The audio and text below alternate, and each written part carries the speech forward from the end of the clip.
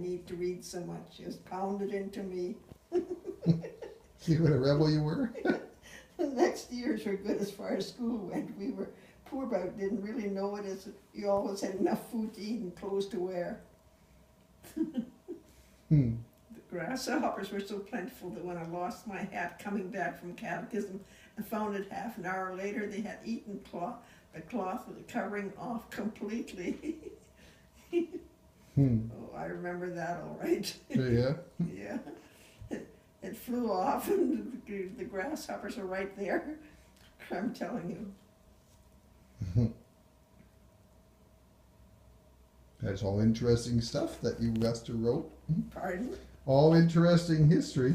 It is. I'd forgotten all about it.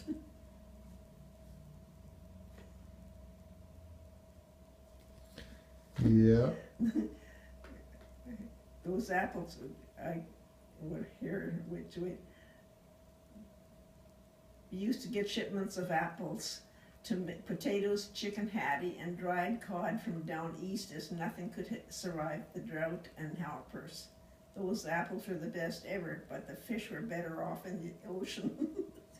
I finished my grade 8 at 12 years of age and had to quit school as soon as there were too many kids at school, so you automatically were out at age 16 or 8th grade, whichever came first. I must have been awfully dumb. You're a smart little cookie. Oh God. I'm telling you.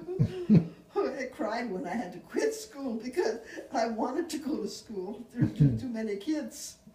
The next years were spent helping Mom and Dad and dodging Mike and Marie as they tried to boss me around. Well, so even Marie was bossing you around then, was she? Oh, cried. We used to gather whatever dry wood and cow chips we could find in summer, which gave a quick and hot fire without heating up the house too much. Since our summers were very hot and we had a coal wood stove, no electricity. In winter we hauled in snow and cut ice out of the sloughs for washing clothes. I had forgotten that. We had a well for drinking water. Went to country dances, Mom and Dad, as that was the chief form of entertainment. Listened to Lux Radio Theater, that was the real, we always liked listening to that. With Ma Perkins' Guiding Light,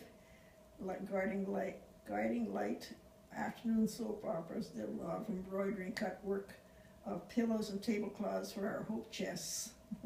When Father Comus came, we were able to go to the movies at the church hall Sunday evening. Church was a big part of our lives, and as bad was the organist, we were part of the choir. From the time we were old enough to read, we never missed Sunday Mass, no matter how cold and stormy. We had an enclosed sleigh called a cutter with 2 horses pulling it.